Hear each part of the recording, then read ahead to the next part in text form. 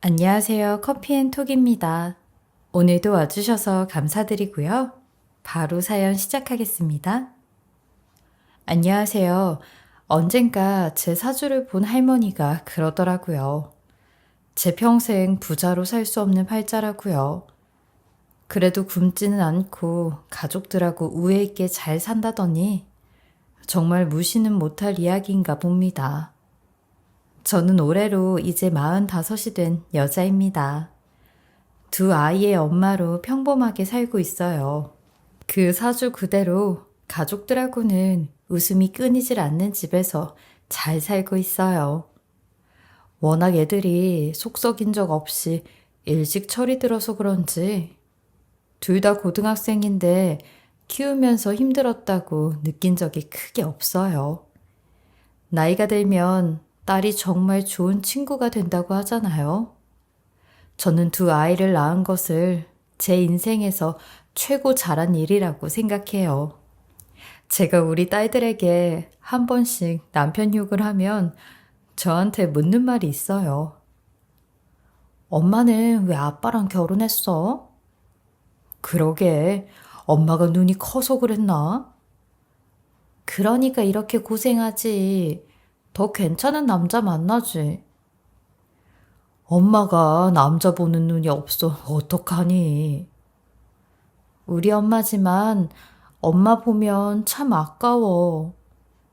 그래도 네 아빠 만나서 이런 이쁜 딸들을 낳았으니 이걸로 됐지. 다른 남자 만났음 너희들도 못 만났을 텐데? 농담으로 이런 말을 하곤 했어요. 사실 정말로 남편을 못 만났음 이런 이쁜 딸들도 못 얻었을 테니까 저는 후회 없다고 생각해요. 시부모님들도 워낙 소박하시고 편해서 그런 갈등도 없이 잘 지냈죠. 근데 저에게 유일한 스트레스가 하나 있다면 바로 형님인데요. 그냥 명절에나 몇 번 보고 지나가면 그만인 사람인데 몇 년 전에 우리가 사는 동네로 이사를 오면서 우연하게도 만나고 일부러도 자주 만나게 되더라고요. 처음 여기로 온다고 할 때부터 괜히 불안불안했죠. 동서, 나 조만간 이사 가는데 동서 집 바로 근처더라. 동서 근데 아직도 그 아파트에서 4명이 사는 거야? 아니지? 아이, 그때 형님 와보셨죠? 거기 맞아요. 대단하다. 아직도 거길 살아? 아니, 23평짜리에? 네. 동네가 익숙해지고 애들 학교도 이 근처다 보니 이사 갈 생각을 안 해봤어요. 동네가 작긴 해도 사람들도 다 좋고 괜찮을 거예요, 형님. 아우, 난 사람들이 싫던데. 다 구질구질해서. 재개발해서 아파트 몇 개 들어섰으니 망정이지. 그래도 다 구질구질하진 않아요. 학교에서 일하는 그런 분도 있고 대학병원 간호사도 살고 그렇더라고요. 뭐? 선생? 그거 대단한 거야? 동서는 참 별것도 아닌데 본인 위치가 그래서 그런지 그걸 대단하다고 하네. 어쩐지 평수는 큰데 동네가 이러니 집값이 저렴하지. 그 새로 생기는 그 아파트로 오시는 거죠? 거기가 제일 넓어서.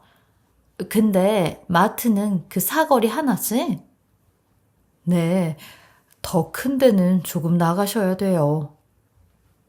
아휴, 싸구려 동네라 그런지 마트도 수준 이하야. 나는 저번 동네에서도 유기농 마트만 다녀서 그냥 마트는 가기 좀 그렇네. 어쩔 수 없이 마트는 전에 동네로 다녀야겠다. 이 동네 마트도 그 정도로 싸구려는 아니에요. 그래, 그래. 누가 뭐래? 아, 동서. 그리고 우리 집 찾아오고 그러지 마. 보안이 철저해서 아무나 못 들어온대. 그 소리에 전 속으로 그래봤자 같은 동네에서 사람 사는 게 거기서 거긴데 뭐 얼마나 특별하고 대단하다고 마트부터 온갖 사람들까지 다 깔아내리는지 어이가 없더라고요. 평소에도 가난하다고 워낙 무시했었었는데 같은 동네에 살게 된다니까 순간 그게 자존심이 상했나 보더군요. 형님이 이번에 새로 이사 오는 곳이 고품격 아파트로 재개발되어진 곳이었거든요. 솔직히 초대를 하면 모를까 저도 먼저 찾아갈 생각도 안 하고 있었는데 그런 걸로 으스대는데 엄청 속보이더라고요.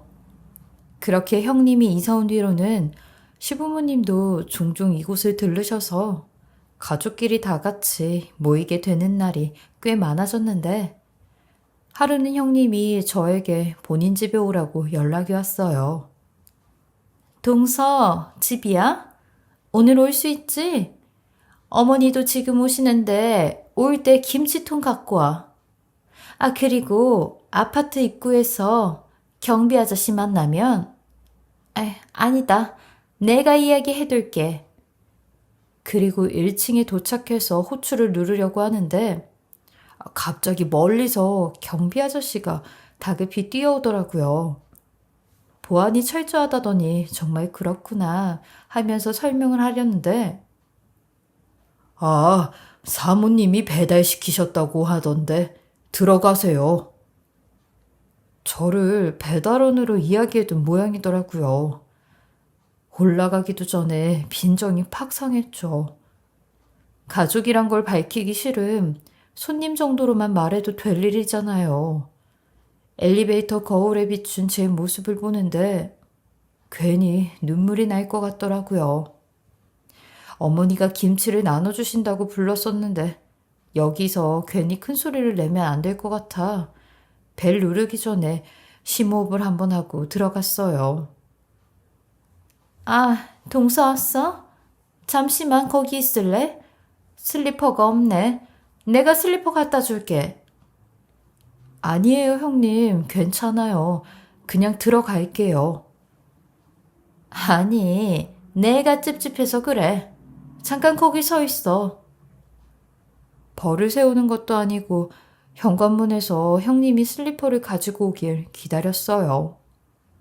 현관문에서 집 안쪽을 들여다보니 집이 으리으리하긴 하더라고요. 이름만 대면 다 알만한 식품회사 대표의 집답더라고요. 둘째 왔니? 네 형님 네 집 어떠냐? 저번보다 더 넓지 않니? 진짜 좋긴 좋다. 이게 70평이라고 하더라. 어머님, 그래도 셋이서 살려니까 약간 무서울 때도 있어요. 집이 너무 넓은 것도 저녁 되면 조금 그래요. 그리고 보일러 한번 돌리는 것도 집이 넓어서 그런가 한참 걸린다니까요. 조그만 집하고는 다르긴 해요. 그래도 얼마나 대단하냐. 네 손으로 다 이룬 거잖아. 그러니까요. 어머니는 정말 며느리 잘 얻으신 거예요. 아니, 제 자랑이 아니라 저는 사업할 때 무섭게 하는데 저희 신랑은 어머니를 닮아 그런지 너무 착해요. 분명히 나중에 저 모르게 빌려준 돈 엄청 많을 거예요. 아이고, 그러냐? 그래, 걔가 좀 물러 터졌어. 맞아. 나 닮아 그렇다. 어렸을 때도 그러더니만 아직까지도 그러냐? 그래도 어머니 닮은 거니까 제가 봐주는 거예요. 어머니는 저한테도 잘해주시고 마음씨가 착하시잖아요. 고맙다. 내가 네 덕에 발 뻗고 산다. 그건 그렇고 동서도 좀 같이 잘 되면 참 좋은데 어쩜 동서는 변한 게 없을까?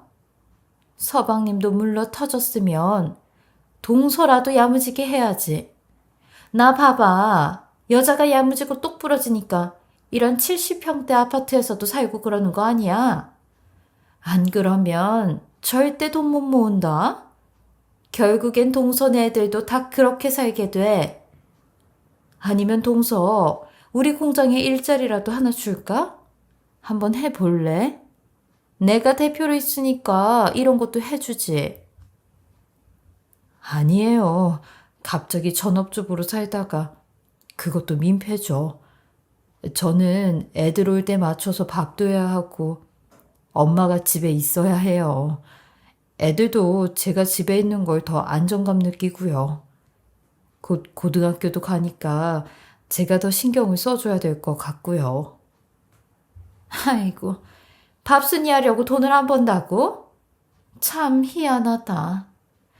아무래도 동서하고 나는 아예 딴 세상에서 온 것 같아. 어머니, 보셨죠? 동서네는 보니까 죽어도 부자는 못 되겠어요. 요즘 시대에 어떻게 저런 생각을 하는지 몰라요. 요즘 시대엔 욕심 없이 살면 다 죽는 거야. 아이고, 예. 그래도 둘 다 잘 사니까 좋다, 나는. 첫째네는 첫째네대로 사업자라고 돈 잘 벌어 좋고, 둘째네는 둘째네대로 직장 열심히 다니면서 애들 잘 키워서 좋고, 죄 안 짓고 남들한테 피해 안 주면 잘 사는 거다. 꼭 돈을 많이 벌어야 잘 사는 건 아니야. 각자마다 사는 삶의 방식이라는 게 있잖니? 여하튼 어머님은요, 동선에선 쌀 한 톨 못 얻어 먹어요. 저희 집에 나오셔야 이런 2+1을 드실 수 있죠. 아이고, 별 걱정을 다 한다. 니네 둘 다 잘하고 있어. 어머님, 저는 나중에 어머님 잘 모시고 싶어서도 열심히 버는데 동서는 참 태평한 것 같아요. 그리고 보면 스트레스도 없는 것 같고요. 아이, 동서, 나한테 그 비결 좀 알려줘봐. 네? 비결은 무슨 그런 거 없어요. 그리고 저라고 스트레스가 왜 없겠어요. 형님한테 지금 이런 말 듣는 것도 나름 스트레스인데요. 충고를 스트레스라고 듣는다니까. 내가 다 서운하네. 아, 동서, 김치통은 갖고 왔지? 아, 네, 여기요. 저희는 조금만 주세요. 친정에서도 김치 받아 먹어서요. 그래도 더 갖고 가. 식구도 많으면서 많이 갖고 가지. 그때 동선 애들 보니까 아이 무슨 여자애 둘이서 웬만한 남자보다 더 많이 먹던데. 걔네는 뭘 그렇게 잘 먹어? 저희 애들이 잘 먹긴 해요. 그리고 또 한창 클 때라. 클 때는 무슨? 우리 딸도 걔들 또래인데 내가 먹는 걸 몰라? 그거 있잖아, 왜. 강아지들도 사료 그릇 비워진 집에서는 배 터지도록 먹는 거. 그거 알지? 아이, 형님. 그렇다고 우리 애들을 무슨 강아지 취급하면서 강아지랑 비교를 하세요. 잘 먹는 게 무슨 죄예요? 어머, 내가 언제 그렇게 취급했어? 내가 키운 강아지가 그렇단 거야. 유기견 데려다가 키웠던 적 있는 거 알지? 어머니, 기억하시죠? 그래, 하얀 강아지. 또또였나, 이름이. 걔가 아주 가난한 집에서 아무거나 주워 먹고 왔나 봐요. 그래서 밥 시간만 되면 귀신같이 알아서 사료 봉지 소리 비슷한 소리만 나도 뛰어가고 침을 흘려요. 그게 무슨 아무리 작고 귀여운 갠데 그 식탐 부리는 것 때문에 아주 질리더라고요. 그래서 내가 24시간 사료를 채워뒀거든요. 그러니까 얘가 나중에서야 알더라고. 이 집은 계속 밥이 넘쳐나니까 더 안 먹어도 된다고 생각한 거지. 아휴, 쓰레기통 뒤지고 거지 근성은 다 튀어나와서 내가 그게 키울 때 골치였다니까. 결국은 다 자기 맞는 데가 있더라고. 아무리 이런 집에서 내가 좋은 병원 보내고 좋은 개 유치원까지 보내면서 키우면 못해. 집 팔자가 이미 가난이었는데 그거 못 고치더라고. 걔도 그러는데 하물며 사람은 오죽하겠어? 그래서 가난하면 뭐든 고픈 거야. 그 말을 듣고 저는 기분이 너무 나쁜데 시어머니가 애써 그래 그래 네 말이 맞다 하고 무마하는 듯 하더라고요. 그러곤 형님이 안 계실 때 제 귓속에 속삭이며 네 형님이 하는 말 너무 귀담아 듣지 마. 그걸로 속상해하지도 말고. 원래 사람이 좀 잘 나가면 으스대고 하는데 저런 것도 다 과정이려니 생각하자. 그리고 속 깊은 건 둘째 네가 더 깊으니까 속 깊은 네가 이해 좀 해주렴. 네, 어머니. 저도 어머니 생각해서 참고 있어요. 괜히 집안 싸움 나면 어머니도 얼마나 속상하시겠어요. 형님도 매번 저렇게 사람 깔보고 그러시다가 언젠간 본인이 잘못하고 있다는 걸 깨달으시겠죠. 그나마 시어머니의 중립과 위로 아닌 위로 덕분에 형님과의 관계는 계속 이어나가긴 했어요. 그리고 얼마 뒤 시어머니가 나갈 준비를 해서 저도 시어머니를 따라 몸을 일으켰는데 형님이 절 부르며 뭘 챙겨준다고 하더군요. 동서 잠깐만. 내가 뭐 좀 줄 테니까 이거 가져가. 이거 우리 회사에서 나온 건데 갖고 가. 형님, 이렇게나 많이 주세요? 상자로 몇 박스예요, 이게? 동서네 애들 워낙 잘 먹잖아. 많이 먹으라고. 가서 줘. 네, 잘 먹을게요, 형님. 보니까 햄이랑 뭐 이것저것인 것 같은데 애들도 좋아하겠어요. 감사합니다. 그럼 좋아하겠지. 많이 먹으라고 챙겨 담았어.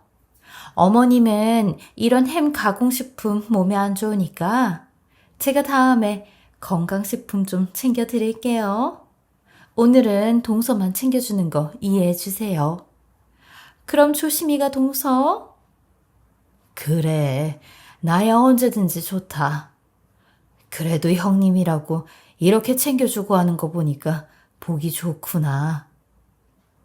형님, 저는 애들 아빠가 데리러 온다고 해서 집에서 조금 더 있다가 갈게요. 어머니 먼저 가세요. 그렇게 시어머니가 먼저 가셨는데 한 몇 분도 안 돼. 동서, 그냥 가지. 뭘 그때까지 우리 집에서 기다렸다가 맞춰가려고 그래? 밑에서 기다렸다 가. 나는 집에서 김치 냄새 나서 환기 좀 시켜야 되거든. 나가서 기다려. 청소와 환기를 핑계로 저를 내쫓듯이 보이더라고요. 짐이 하도 많아 그것들을 저 혼자 가지고 내려가기가 조금 벅찼는데 잠시도 저를 형님네 집에 있지 못하게 하는 것 같아 그냥 나가야만 했어요. 근데 더 기분이 나빴던 건 집 나올 때 제가 신고 있었던 실내화까지 가져가라고 하더라고요. 제가 신었던 건 죽어도 다시 신기 싫은 모양이었나 봐요. 형님한테 뭘 잔뜩 받았는데도 막상 기분이 그냥 그랬네요. 그닥 고맙지도 않았고요. 형님은 항상 이런 식이었는데 뭘 주면서도 고맙게 받지를 못하게 만들었어요. 단 한 번도 기분 좋게 주는 법이 없었죠. 20분 정도 뒤에 남편이 와서야 짐을 겨우 차에 싣고 집에 와서 형님이 준 거대한 상자들을 꺼내보는데 형님 말대로 애들이 좋아할 게 많은 것 같아 애들에게 와서 먹으라고 줬어요. 저희 딸들도 신난다고 소리까지 지르면서 이것저것 구경하더니 한참 뒤에 저를 막 부르더라고요. 엄마, 엄마, 이거 대체 어디서 갖고 온 거야? 왜 그래? 뭐 문제 있어? 이거 다 큰엄마가 주신 건데. 큰엄마가 줬다고? 이것 좀 봐봐. 이거 완전 우리한테 버린 거야. 전부 다 쓰레기야. 이것도 그렇고 저건 더 심해. 무슨 말이야. 큰엄마가 그런 걸 주셨겠어? 어디 보자. 어머, 이게 다 뭐야? 이거 다 곰팡이 아니야? 세상에, 이거 말고 딴 것도 이러니? 정말 구역질 날 것 같아. 여기저기 곰팡이 핀 것 봐. 엄마, 그리고 유통기한이 3년 지난 게 절반이야. 심지어 5년짜리도 있어. 대체 큰엄마 왜 이런 쓰레기를 우리한테 준 거야? 이거 너무한 거 아니야? 참, 일단 기다려봐. 버릴 거랑 오해했을 수도 있잖아. 이사하고 나서 짐들이 많이 쌓여있긴 했는데 엄마가 확인해 볼 테니까 손대지 말고 있어. 가서 손 씻고 있고. 그리고 전 곧바로 형님에게 전화를 걸었습니다. 설마 일부러 이런 걸 줬을까? 애들 먹이라는 소리까지 하고 준 건데 이런 걸 일부러 줬을 리가 당연히 없다고 생각했어요. 본인도 엄만데 이런 짓을 했을 거라곤 생각 안 했죠. 저 형님, 금방 형님이 주신 상자 열어봤는데 음식들이 절반은 다 오래돼서 썩고 유통기한까지 지났던데 이거 혹시 저한테 실수로 주신 건가 싶어서요. 아, 그거 실수로 준 거 아니야. 썩은 건 보고 대충 버리면 되지. 그리고 유통기한 지나도 맛에는 전혀 문제 없어. 예? 아, 유통기한이 3년에서 5년씩 지난 거예요. 이렇게 오래된 음식들인데 맛에는 문제가 없다니요. 아이, 동서. 내가 식품회사 대표야. 이 자리까지 올라왔는데 그런 거 하나 모르겠어? 그리고 내가 동선에 생각해서 챙겨줬잖아. 동서도 고맙다며 공짜로 받아갔으면서 왜 이렇게 따지고 들어? 그거 있잖아. 돈으로 환산해도 30만 원어치도 넘는데 생각해서 챙겨줬건만 이렇게 전화를 해서 막 따져? 다 먹을만 해서 준 거야. 아니 형님, 곰팡이가 피어있을 정도인데 뭘 먹을만 해요. 그럼 형님이 한번 드셔보세요. 유통기한 지난 것도 드셔보시라고요. 아, 지금 그게 변명이라고 하는 말이에요? 어머머? 동서 나한테 소리치는 거야, 지금? 이래도 되는 거야? 생각을 해보세요. 이건 좀 아니잖아요. 애들 먹으라고 주셨으면 형님도 엄마면서 어떻게 이런 쓰레기를 주고 거기에 챙겨줬단 소리까지 하세요? 아무리 제가 형님보다 가난하게 살고 형님이 절 하대한다고 해도 이건 아니죠. 사람 무시하는 것도 한두 번인지 이거 형님이 와서 도로 가져가세요. 눈으로 확인해 보시라고요. 참네. 여태껏 더 더러운 것도 잘 퍼먹었으면서 나한테 고고한 척 하는 거야, 뭐야? 그냥 주면 먹으면 되지. 지금 뭐라고 하셨어요? 그걸 말이라고 하고 계세요? 안 되겠네요. 제가 형님한테 가서 형님 입에 넣어주는 수밖에. 웃기고 앉아있네. 내가 모를 줄 알아? 나 동선의 집 가면 두통 와서 1분 1초도 못 있어. 왜인 줄 알아? 동선에 먹는 거 보면 너무 지저분해서 맨날 반찬도 그릇째 먹고 수저도 개인 수저 안 쓰고 가족들끼리 다 같이 쓰고 거기에 무슨 라면이니 캔꽁치니 그런 것만 먹잖아. 그런 게 더 몸에 안 좋은 거 몰라? 그러니까 유통기한 지난 것도 아무 문제 아닌 거지. 내가 파는 것들은 동선에 먹는 거에 비하면 고급 식품이야. 그런 것도 없어서 못 먹는 주제. 흙도 퍼다 먹을 판에 뭐를 따지고 들어감이. 고맙다고 받아 먹어도 부족하지. 동서 위치를 좀 알았으면 좋겠네. 형님이 생각하는 제 위치가 곰팡이 핀 것도 감사하다 받아 먹어야 되는 건가 봐요. 그렇담 사람 잘못 보셨어요. 얼마나 저를 한심하고 가난하게 생각했는지 모르겠는데 이거 당장 갖고 가고 제대로 사과하고 갖고 가세요. 동서 유통기한 지난 거 먹고 본인도 맛이 갔나 봐? 난 동서한테 사과할 일 같은 건 죽었다 깨나도 없으니까 그 가난한 팔자나 계속 유지하면서 잘 살아. 내가 이 겨울에 지금 누구 때문에 문을 열고 떨고 있는데 아우 열받네. 무슨 소리예요? 왜 그게 저 때문인데요? 왜라니? 김치 냄새보다 더 지독한 동서 냄새 때문이지. 동서 냄새야말로 반지하에서 나는 그 쿰쿰한 곰팡이 냄새가 나. 벗길래야 벗길 수 없는 그 반지하 냄새가 난다고. 형님, 말이라고 그딴 식으로 말하는 거 아니에요. 제가 형님이라고 하니까 뭐 대단하게 생각하는 줄 아나 본데. 저는요, 형님 인성으로 살아야 한다면 그냥 콱 죽을 거예요. 꼭 없는 것들이 할 말 없으면 인성 따지더라. 끊어. 동서 같은 부류하고 말도 섞기도 싫으니까. 사과하라고 소리치는 제 말에 전화를 뚝 끊더니 다시 전화를 걸어도 그냥 끊고 무시해버리더라고요. 제 인생에서 이날처럼 소리를 많이 지른 적도 없었던 것 같아요. 배달원이란 소리를 들으면서 그 집에 간 것부터 기분이 나빴는데 이걸 준 형님에게 고맙다고 하며 집까지 들고 와서 애들에게 준 제 자신이 더 싫더라고요. 그래서 그날은 남편, 시어머니, 시댁 식구들 생각 안 하고 끝까지 싸우려고 했어요. 형님의 폭언에 절대 물러서지 않으려고 했죠. 그러니 남편도 제 모습을 보곤 너무 놀라 한참 멍하니 보일 정도였어요. 그날 저녁 딸들이 잠에 든 뒤 남편은 저를 달래며 형님이 준 음식물 쓰레기들을 버리고 온다고 하였지만 저는 분이 안 풀렸죠. 여보, 이건 아니야. 나 오늘 참을 만큼 참았고 이제는 그 여자한테 내 인내심 다 쓴 것 같아. 그 여자는 내가 가난하고 자기는 부자로 사니까 나를 무시하고 싶었겠지.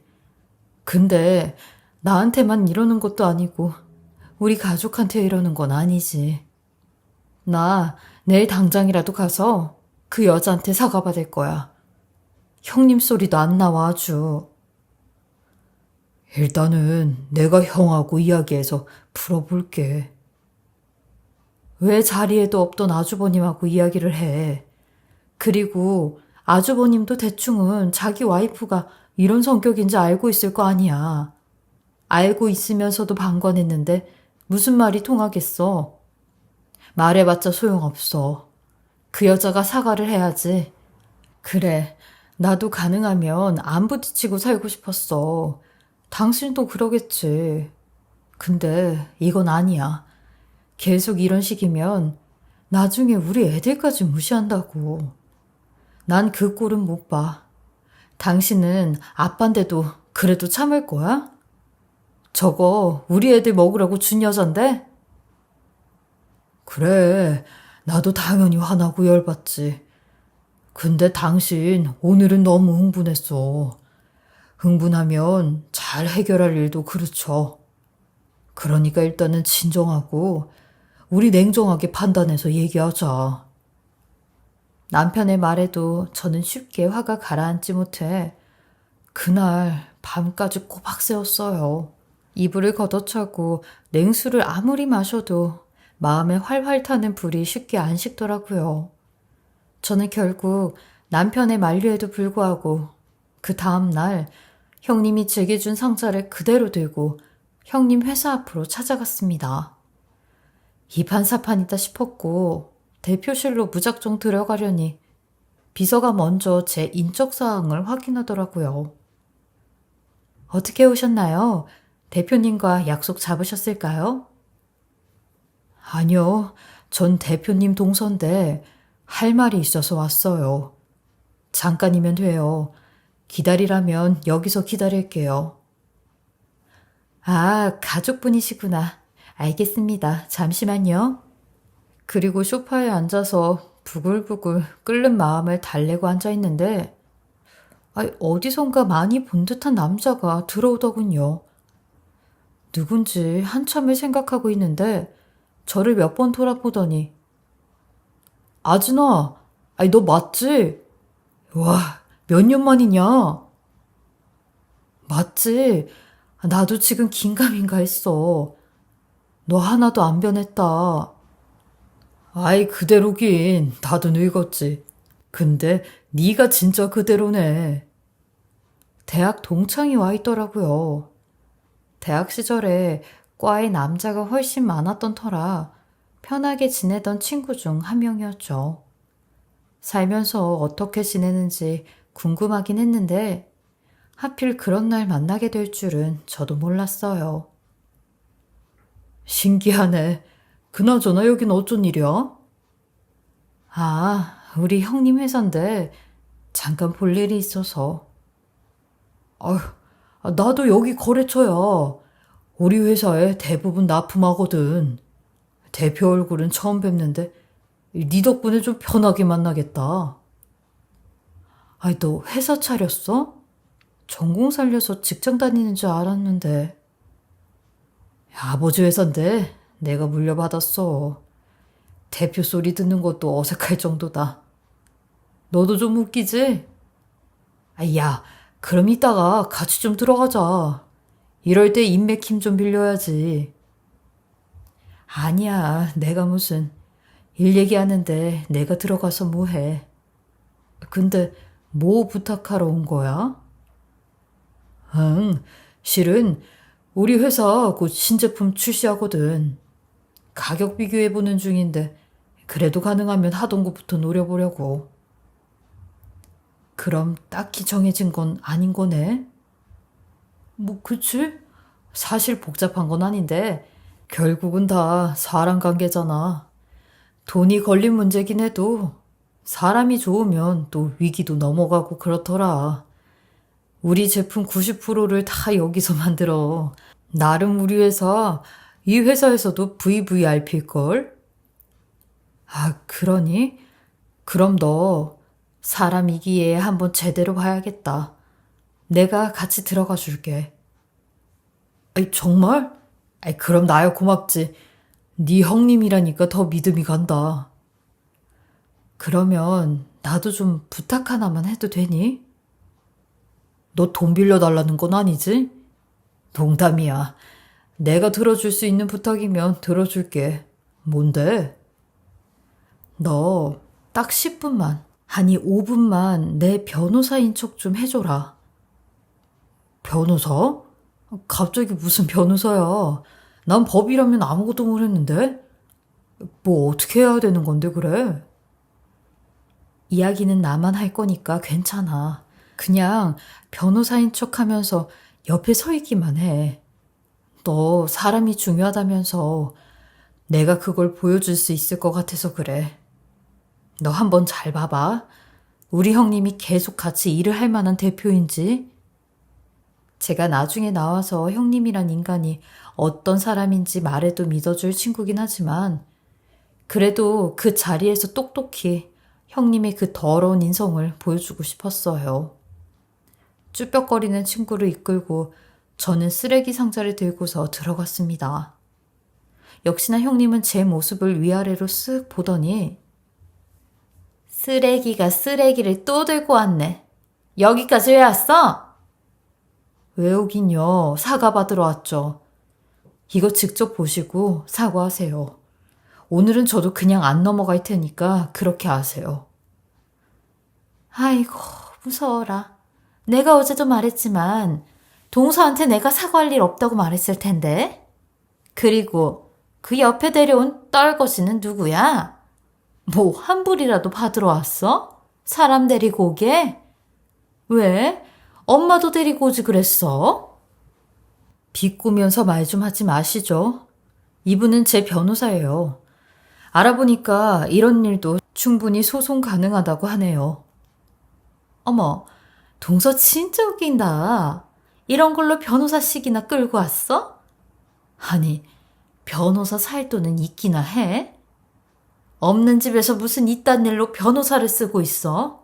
정신 못 차렸네, 정신 못 차렸어. 아니면 뭐 국선 변호사라도 데려온 거야?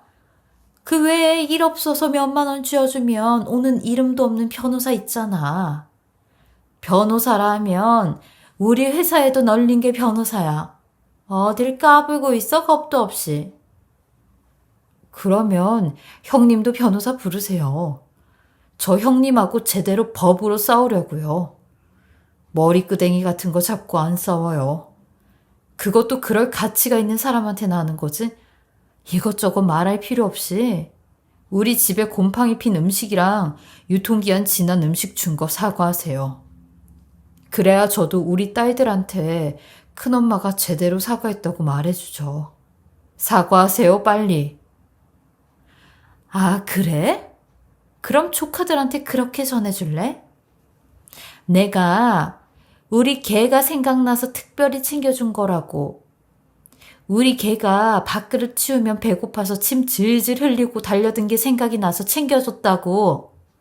그리고 니들은 이제부터 가난한 엄마, 부모 때문에 더 더럽고 더 쓰레기 같은 것도 먹고 평생 살아야 할 거라고.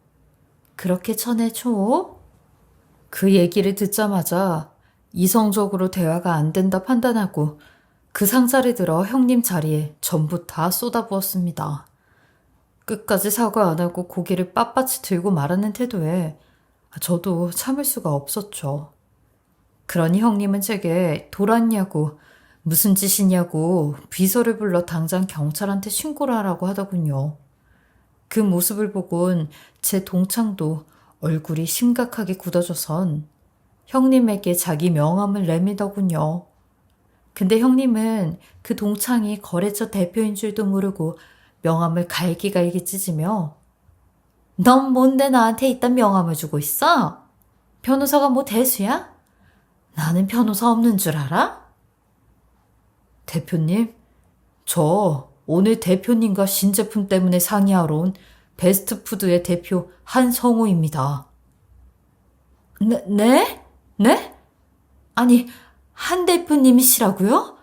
아, 대표님이 왜 변호사라고 이 여자를 변호하고 계셨어요?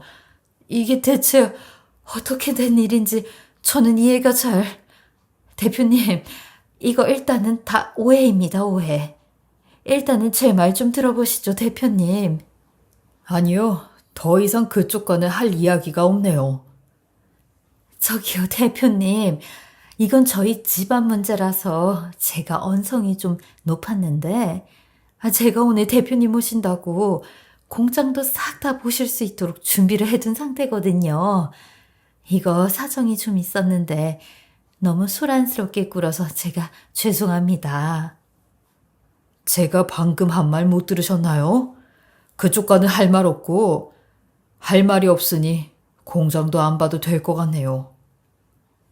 아니요, 안 보다니요. 계약서까지 다 작성을 거의 다... 더 이상 들을 말 없습니다. 그리고 이 친구는 제 대학 동창인데 이 친구 믿고 이번에 신제품도 대표님 회사랑 같이 해보려고 했었습니다. 그런데 이건 아니네요. 친구 말이 정말 맞네요. 그냥 말로만 들었으면 이렇게까진 상상도 못했을 텐데 직접 행동으로 보니까 알겠습니다. 대표님이 어떤 분이었는지. 설마 저희 회사에까지 유통기한 지난 곰팡이 핀 제품들은 안 보내셨겠죠? 대표님, 공과 사를 조금만 구분해 주세요. 제가 정말 다시 말씀드릴게요. 그래, 동서, 내가 사과할게. 난 그게 그런 건 줄도 몰랐어, 정말. 실수였어. 단지 실수. 사람이 살면서 실수할 수도 있잖아. 미안해. 응? 잘못했어? 아니요, 이미 늦었어요. 그런 사과 바라는 거 아니었어요. 그렇게 저는 동창과 함께 밖을 나왔고 밖에 나와 잠깐 동창과 이야기를 했는데 여태 제가 당했던 일들을 듣곤 친구도 화가 난다며 이쪽 업계에도 저희 형님의 진짜 얼굴을 다 알려주겠다고 하더라고요. 이쪽 업계가 한번 거래를 트면 오랫동안 거래를 하는데 아마 안 좋은 소문이 돌면 형님 회사랑 손절을 할 것 같다고 했어요.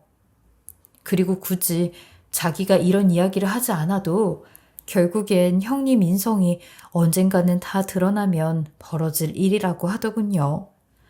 나중에 알게 됐는데 제 친구가 형님 회사 대부분의 생산을 차지하고 있어서 더 이상 거래를 하지 않으면 형님도 타격이 꽤 받을 것 같더라고요.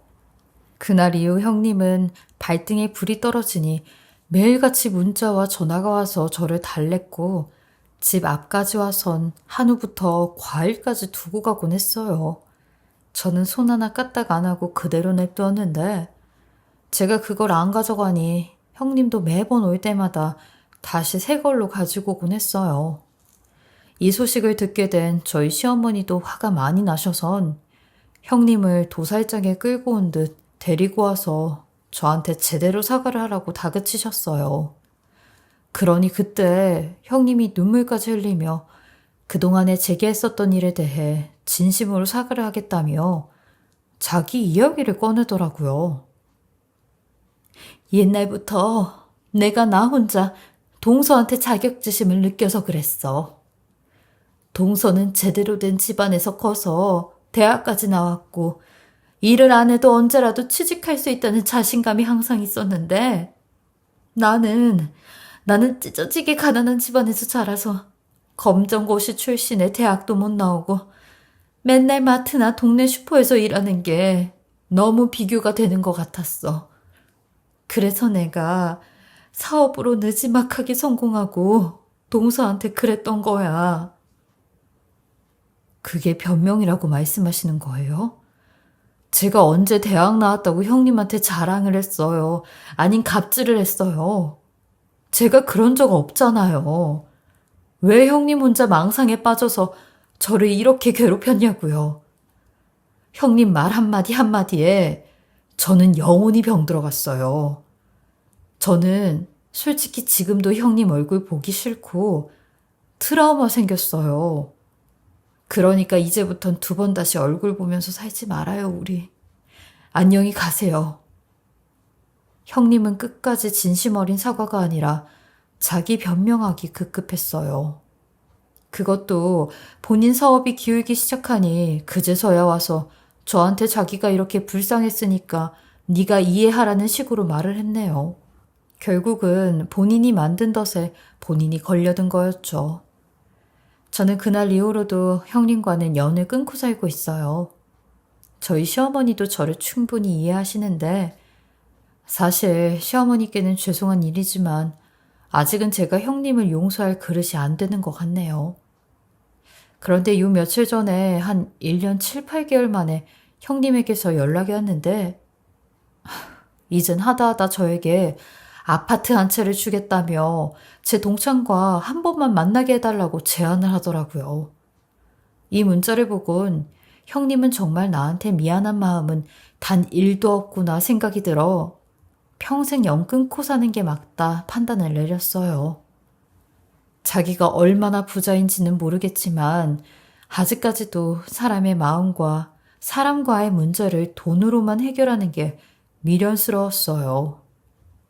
그리고 가끔 동창 친구에게 연락이 와서 형님네 회사 소식을 듣곤 하는데 형님이 공장 직원들에게도 갑질 아닌 갑질을 많이 해와서 직원들이 합심해 단체로 한날 한시에 다 그만두고 퇴직금까지 달라고 해서 빚을 내서 퇴직금을 줬다는 소리를 들었어요. 그리고 소문이 나서 직원들 구하는 것도 어려워졌다고 하더라고요. 친구 말로는 형님네 회사가 점점 어려워지는 것 같다고 했어요. 그 말을 듣곤 통쾌하다는 생각도 별로 안 들었던 게 그냥 형님이 뿌린 대로 거두는 것 같았어요. 언젠간 형님이 또다시 제게 연락을 할 것 같은데 저는 지금의 상태를 계속 유지하려고요. 제가 여태 가슴에 담아두었던 이야기를 이렇게 속 시원하게 털어놓으니 마음은 한결 가벼워진 것 같긴 하네요. 저의 이야기 들어주셔서 감사하고요. 여러분들에게 늘 행복이 가득하시길 바랍니다. 지금까지 커피앤톡이었습니다. 오늘도 끝까지 함께 해주셔서 감사하고요. 저는 다음 영상으로 또 찾아뵙겠습니다.